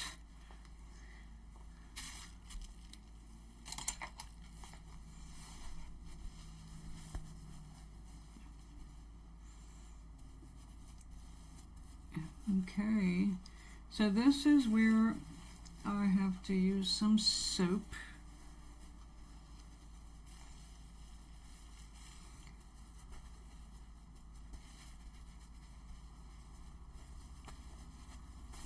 To move this where it needs to go.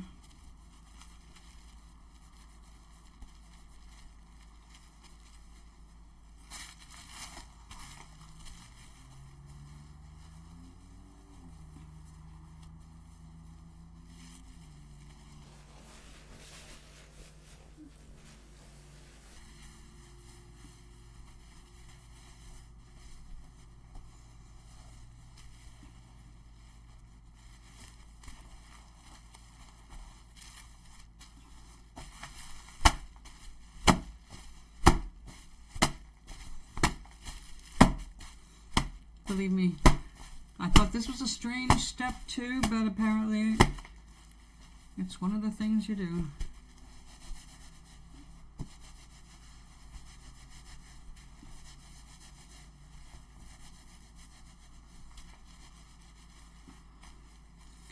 I accidentally cut this right there, but who knows, maybe I'll make use of that.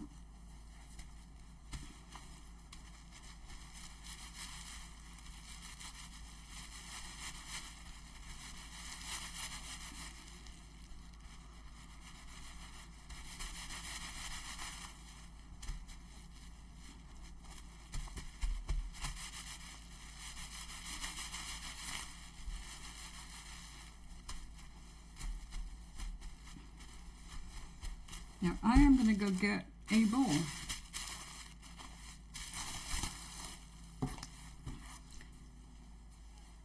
Some of that soup off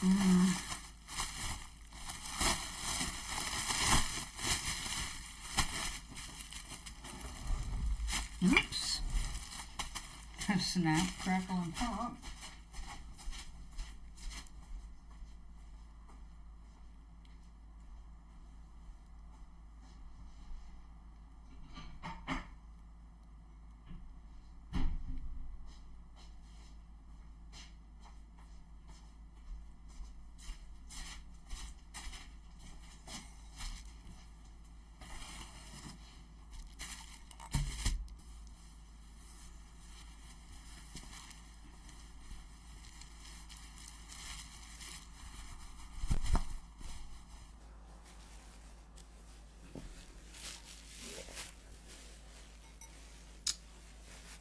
Uh-oh.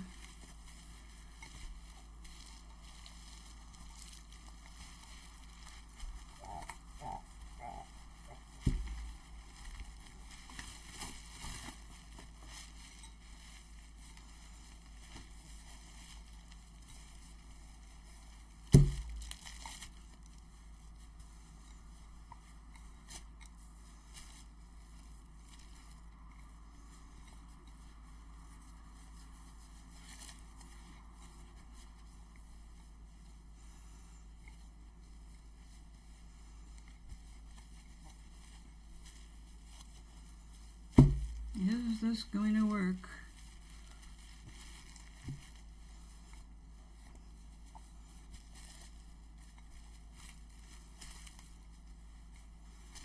Maybe not. I don't think I made it wide enough.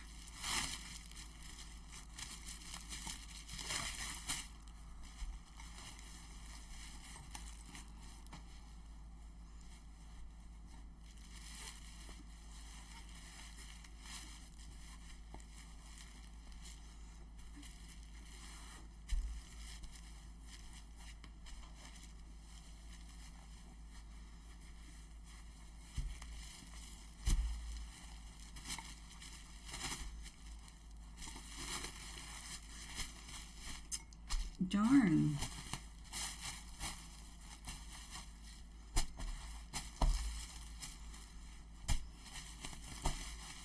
Oh, it is shrinking.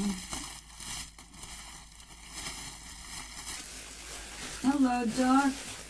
I made the sprouts and cooked with eggs. How long will the sprout? If you rinse them with purified water, I use a Brita pitcher, so I always have purified water on hand. And dry them.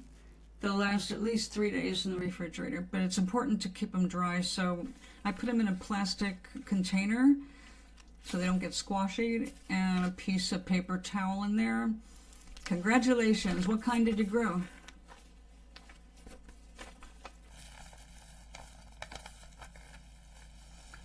If you cook them with eggs, I'm guessing the mung beans, because the other ones just turn into not very much, right?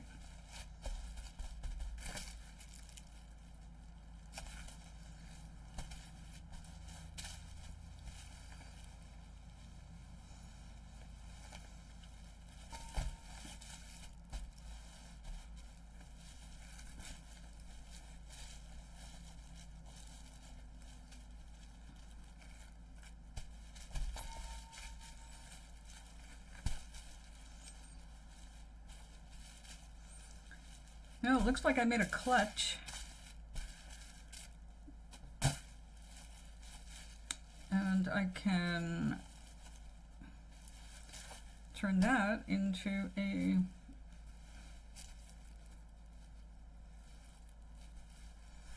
buttonhole.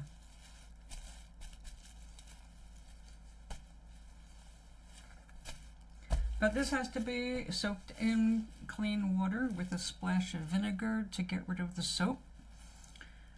And then we'll see what we've got left.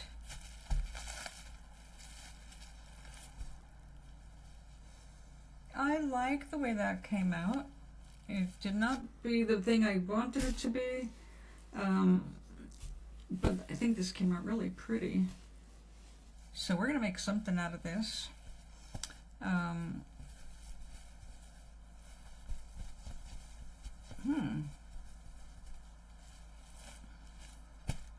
Yeah, I'll wash it, dry it, and tomorrow we may do some needle felting on it to make the edges cleaner. But that was fun, and boy, it is warm. I can see why people make slippers and vests and scarves out of this. Very cozy. Just, this is the wrong, I have to make another template to do this again. But in the meantime, all right, I'm happy. So wasn't it fun growing your first sprouts? All Asian plants for eating and cooking. Hey, good. Ooh, shallots. I love shallots. They're kind of like a super interesting onion. People say it's a cross between onion and garlic, but it's not. You would use it not as garlic, but you would use it as onion. With onions. Remember, when you're planting garlic or shallots or onions, the bigger the better. The little ones, like bulbs of garlic, the tinier you plant, the tinier your little bulb is going to be. So you want the biggest bulbs to go into the ground. And also the nice thing about doing bulbs, you're going to go months, you're going to go a whole season without having to do much to them at all. They're best left alone.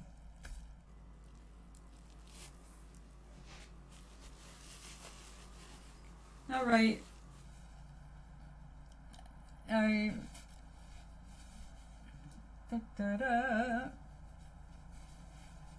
I don't want to yank this too much because that'll just ruin it. But I think tomorrow I will do some embroidery or something around it. And make it look like more of a finished product. Because after this shrinks, this may only be as big as a little wallet. But tomorrow, oh, thank you, same here, Sally. Awesome. I'm so glad you could be here. Tomorrow morning, I am going to felt a soap, which will extend the life of the soap by 2 or 3 times. And when you're done with the soap, you'll be left with a wool pad that you can use on your body or on your dishes. How long? 3 days. Did you harvest them today? About 3 days, sometimes long. You'll know right away if they've gone past, because they'll get limp or they're discolored. And if they're at the point where they have a weird smell, you already went way past. But usually at least 3 days. I've got some in there right now. I did a red clover and the triple radish mix, so it's spicy. One thing I did not do was make bread to make sandwiches, so I like sprouts on my sandwiches most of all, and mung beans I put in ramen. So I got the noodles and then a handful of the mung beans, and that way I've got a really nice texture and filling meal with a lot of nutrition.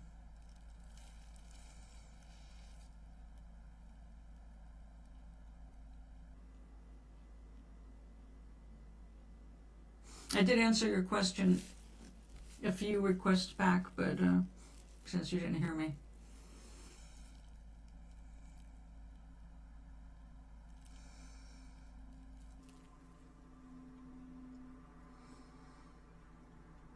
But I have to say, when you have a new hobby, anything you get enthusiastic about, it's like you can't wait to get up in the morning. Do it. So tomorrow morning, I'll be well caffeinated, I hope, and I'll be here with my pure unscented coconut oil soap since 1839. So any other questions before I go and make din din?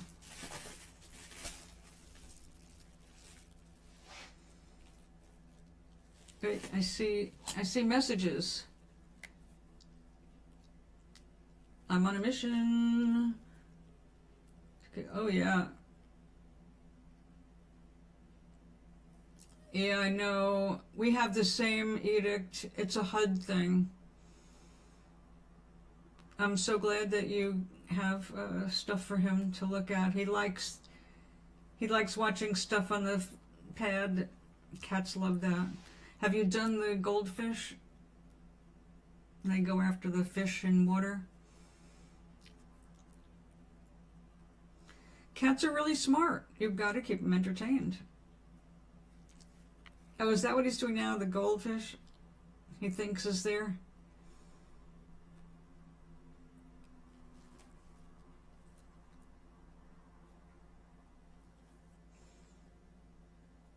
Where'd you go, YouTube? There you are. Mung beans, yeah. Those are nice and hearty. They're really good for stir fry.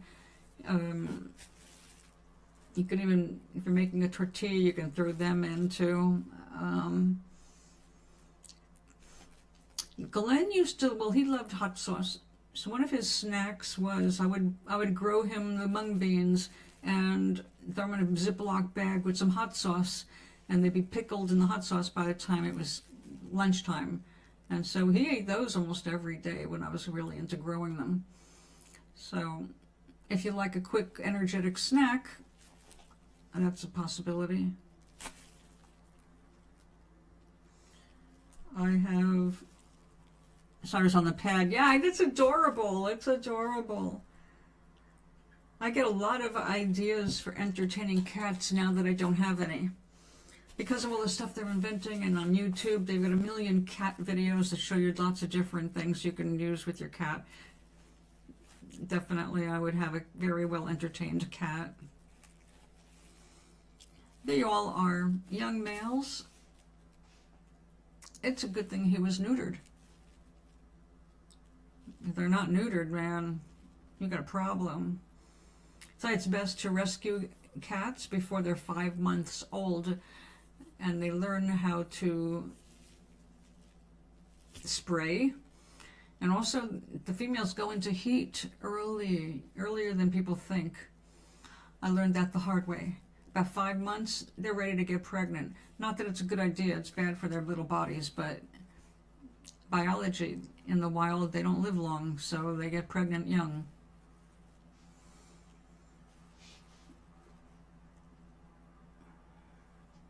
Now you're going to have to train Cyrus to a harness so you can walk him outside by the beach. What does he think of the waves? Have you brought him out to the beach, haven't you? Not every cat likes sand. They don't, and some think it's a litter box, so, be ready with a baggie.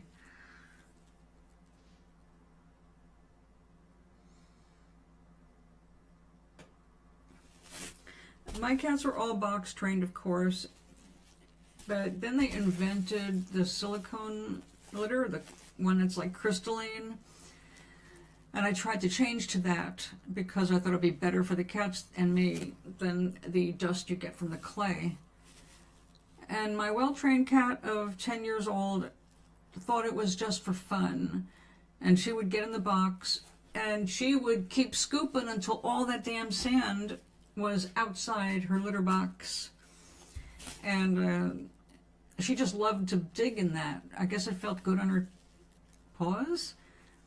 But then she wouldn't go to the bathroom in it. She would pee or poo over the side. Obviously, I couldn't continue, so I ended up going back to a different kind of kitty litter. But yeah, I never did get them completely trained to the silicone.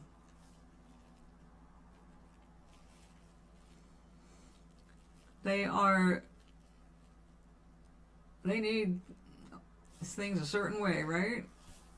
I mean, I can understand. It's like, if you don't know what a bidet is and you go to the bathroom and press the wrong button, you're going to be in for a big surprise. I guess cats feel that same way if you change their kind of kitty litter. But Moisho is like, oh look, fun time! Everywhere. And because it was silicone, it washed across the floor. And linoleum. It went far. Yeah, they're a handful, but they're also full of love, and they make you laugh. And if a cat or dog makes you laugh, they've done their job. So I'm going to go. Thank you so much for hanging out. Have a wonderful... are you able to hear me? Because I just see this is off. What the heck? No, you must be able to hear me. I don't know why that was even off. This microphone, it must have been coming over one of these cameras. Okay. Today, what?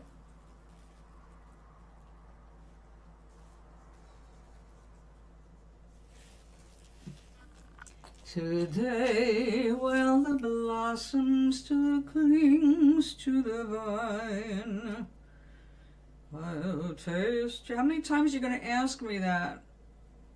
Same question. Oh, no, I see. I'll drink your sweet wine. A million tomorrows may all pass away. I don't think I can sing any more like that without getting a strike. So I'm going to say good night. I'll see you in the morning. Have a great rest of the day.